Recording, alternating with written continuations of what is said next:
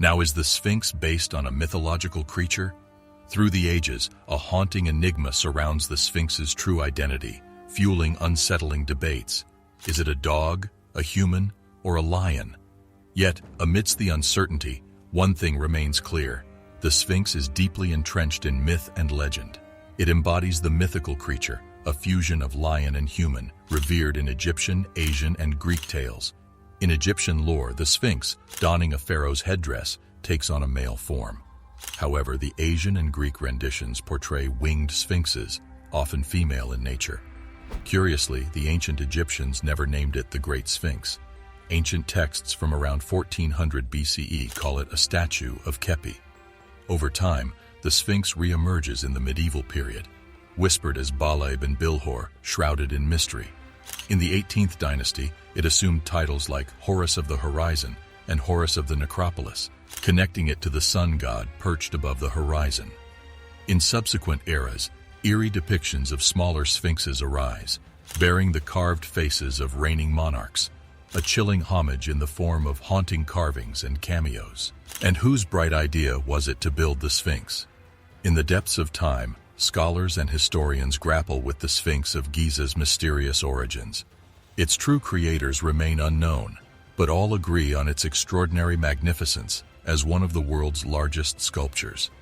Countless theories have been proposed, yet the enigma persists, refusing to be unraveled. By examining ancient remnants, experts estimate that a team of 100 workers, armed with stone hammers and copper chisels, carved the Sphinx over approximately 3 years. Dating back to 2500 BC, during Pharaoh Khafre's reign, this monolithic statue emerged from the very bedrock that also served as a quarry for nearby pyramids and monuments. Meticulously sculpted from a single limestone block, the majestic gray figure once bore traces of painted pigments. Khafre's face bears resemblance to the Sphinx, leading many to attribute its creation to him. The evidence suggests that he may have been the mastermind behind this world-renowned masterpiece. However, as the scholars go deeper into history's shadows, the Sphinx remains a tantalizing enigma, concealing its secrets with an ancient and impenetrable aura. Their pursuit of truth continues, captivated by the Sphinx's enduring gaze, forever seeking to unravel the mysteries shrouded in its silent presence. How come the broken nose of the Sphinx? Throughout modern history, various tales have circulated regarding the culprit behind the Sphinx's damaged nose, with Napoleon Bonaparte often at the center of these stories. An alternative account, proposed by a renowned Egyptian Arab historian in the 15th century, attributes the destruction of the nose to a Sufi Muslim named Mohammed Saimaldar. It is said that Saimaldar, an Egyptian peasant, made offerings to the Great Sphinx in hopes of controlling the flood cycle for a bountiful harvest, became frustrated by his own display of devotion, and subsequently destroyed the nose. He was later executed by being hanged for his act of vandalism. Despite the speculation surrounding the Sphinx's nose, one indisputable fact remains. Archaeologist Mark Lena conducted an extensive study on the Sphinx and concluded that its nose had been intentionally broken using tools sometime between the 3rd and 10th centuries AD. Perhaps certain cults were unhappy over its mere existence, and so in the dead of night, they carried out the deed of desecration. Then there's the infamous Dream Stella. Here's where things get a little weird. The Sphinx actually appeared in a young prince's dream. It's almost like he sold his soul to the devil for something, hence the so-called Dream Stella, aka the Swing Stela. The stele is supposed to be an ancient epigraphic monument positioned between the forelegs of the Sphinx in Giza. It was erected by the pharaoh Thutmose IV during the 18th dynasty of ancient Egypt. Thutmose IV placed the stele there to immortalize a pact he made with the monumental statue when he was only a young prince. Despite not being the immediate heir to the throne, the Sphinx promised Thutmose the crown if he were to free the colossal statue from its sandy burial. At the time, the Sphinx was partially buried, with only its neck visible above the desert sand. According to inscriptions, the statue conveyed to Thutmose that he would ascend to the position of pharaoh if he were to uncover the entire statue. The fate of Thutmose's older brother, who was the rightful heir to the throne, remains unknown, but it can be inferred that the prince fulfilled his end of the bargain, as he eventually became King Thutmose IV. All hail the Egyptian god, or rather, dog of the dead. Numerous theories have been proposed regarding the colossal head of the Sphinx, each offering distinct interpretations. According to one theory, the head of the Sphinx does not depict a human face, but rather that of a lion. This perspective suggests that to the early Egyptians, the lion symbolized power more potently than a human face. Supporters of the lion head theory argue that the Great Sphinx may have been modified, either due to the erosion of the soft limestone or for political motives, resulting in a significant reduction in the size of its head. Another theory, albeit less widely supported and yet intriguing, proposes that the original animal represented by the Sphinx's head was not a lion, but a dog. Specifically, it was associated with the Egyptian god of the dead, Anubis. As observed by Robert Temple, the body of the Sphinx does not exhibit feline characteristics typical of lions, such as a curved back and a prominent mane, which are noticeably absent. Rather, the body is reminiscent of a crouching dog. Circumstantial evidence bolsters this theory. Firstly, Anubis, as the god of the dead, was believed to safeguard the deceased and prevent undeserving souls from crossing the river Nile into the underworld, a role similar to the guard dog Cerberus in Greek mythology. Moreover, according to the Book of the Dead, a statue of Anubis was used in rituals associated with the deceased, particularly in the cleansing of body parts placed. This could explain the possibility of the Sphinx enclosure serving as a pool filled with water for the ritual washing of the pharaoh's body. The most recognizable image of Anubis is the crouching dog statue found in the tomb of King Tutankhamun.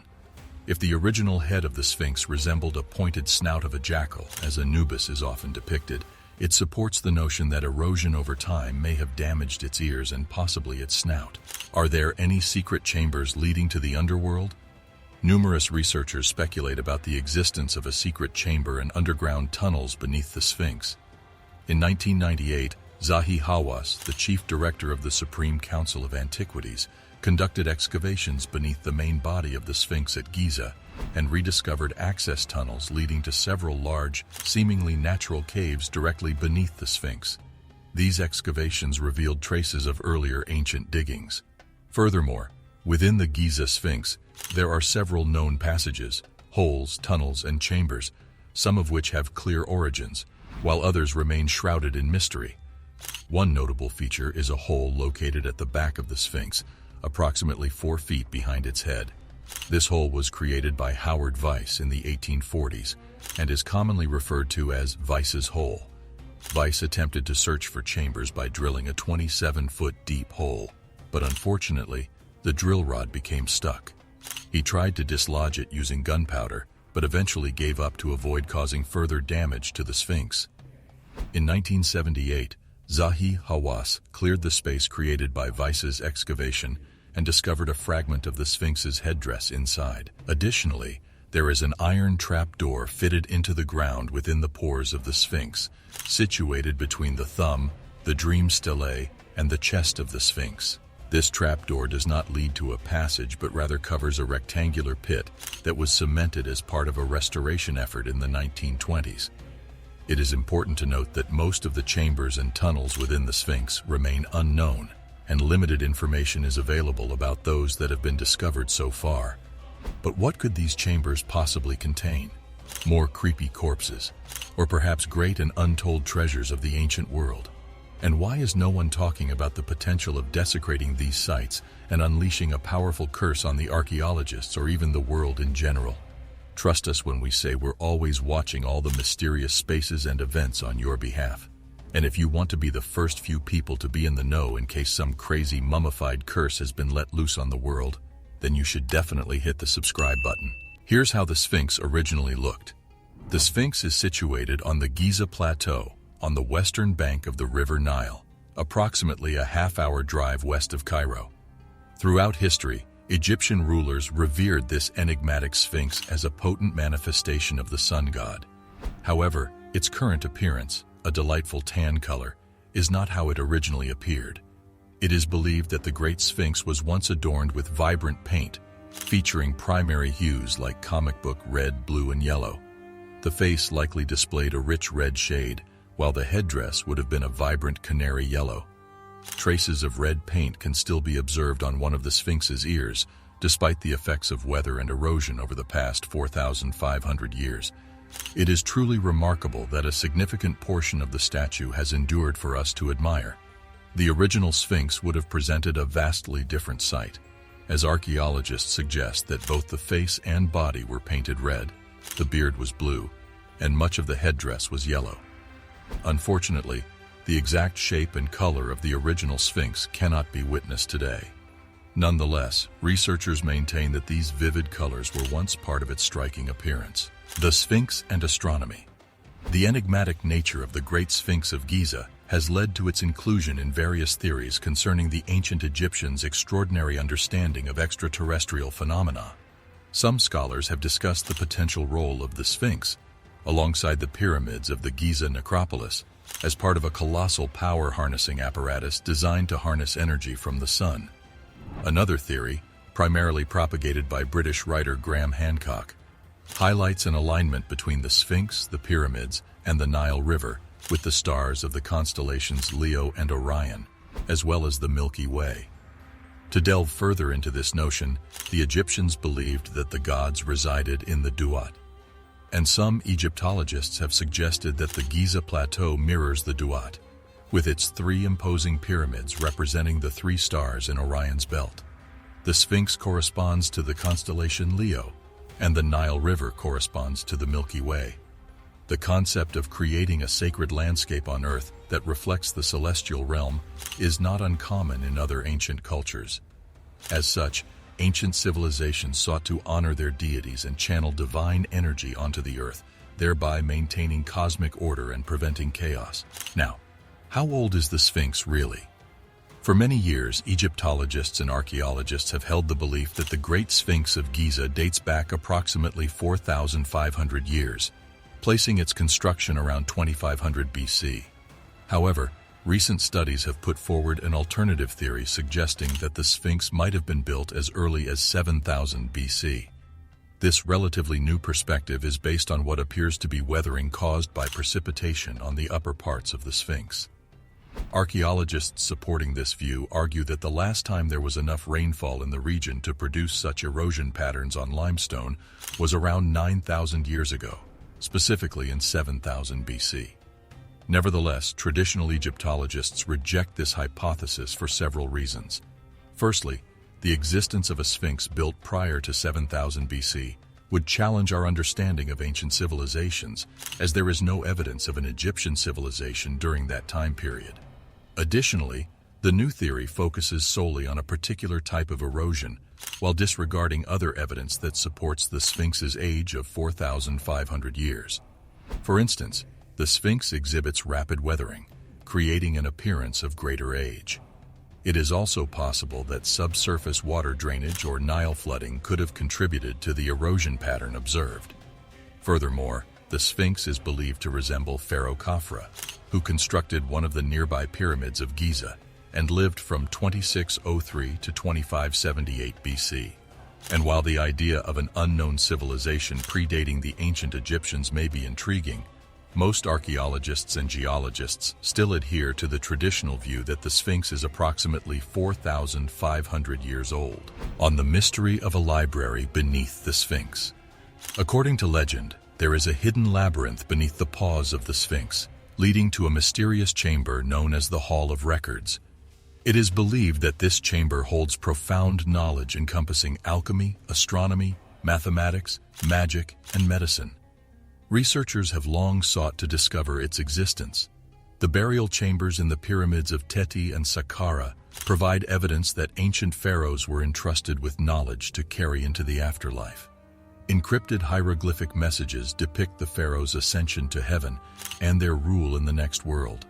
Also, magical spells and incantations promising to rejuvenate the pharaoh are believed to be enshrined within these chambers. In modern times, the quest for the Hall of Records gained momentum following the prophecies of American faith healer Edgar K.C. During trance-like states, Casey spoke of a hidden chamber where the wisdom of ancient civilizations was preserved. Strangely enough, he believed himself to be the reincarnated high priest of Atlantis. According to Casey, access to the chamber could be obtained through a doorway located beneath the Sphinx's right front paw. Since then, numerous attempts have been made to validate this spiritual revelation. Multiple expeditions were launched with the aim of mapping the precise layout of the Hall of Records. Over 30 years ago, a team of American scientists took a monumental step by drilling a 7-meter deep hole into the stone at the Sphinx. Despite obtaining governmental approval, these endeavors ignited intense debates and came close to damaging the monument. Unfortunately, they did not discover the anticipated tunnel. The Egyptian authority responsible for ancient monuments has since prohibited any further detonations or drilling. Nevertheless, proponents of Casey's theory continue to assert its validity and perceive the restrictions as a conspiracy orchestrated by the archaeological establishment. But whether this theory is regarded as a myth or a potential reality, the Sphinx remains an enigmatic puzzle, leaving us to ponder its secrets. Did you know the Sphinx was never truly completed? Several findings indicate that the original vision for the Sphinx was even more ambitious than what currently stands. American archaeologist Mark Lena and Egyptian archaeologist Zahi Hawass made notable discoveries during their excavations, including large stone blocks, tools, and even remnants of lunches seemingly abandoned in the midst of a workday. These findings imply that the construction process came to a halt before reaching completion. Interestingly, the evidence challenges the initial assumption that the workers responsible for bringing the Sphinx to life belonged to an enslaved class. The diet of these laborers contradicts this notion. Lena's excavations unveiled a surprising fact. The statue's builders enjoyed lavish meals consisting of high-quality cuts of beef, sheep, and goat meat. This revelation adds intrigue to the narrative, as it diverges from the commonly held belief that such monumental structures were erected by an enslaved class, oppressed by tyrannical leaders. The contrast between the unfinished state of the Sphinx and the indulgent diet of its laborers raises intriguing questions about the social dynamics and organization behind its construction. All things having been considered, these findings challenge our preconceived notions about this remarkable ancient masterpiece. So were you entertained? Or rather, were you creeped out by our rundown? All this talk of the dead and mummies and even curses must have left you afraid of going to Egypt and seeing the Sphinx firsthand. Thankfully, we've covered all you need to know in this video. So do us a solid one, and remember to subscribe to our channel if you found this content valuable. We'll see you in the next one.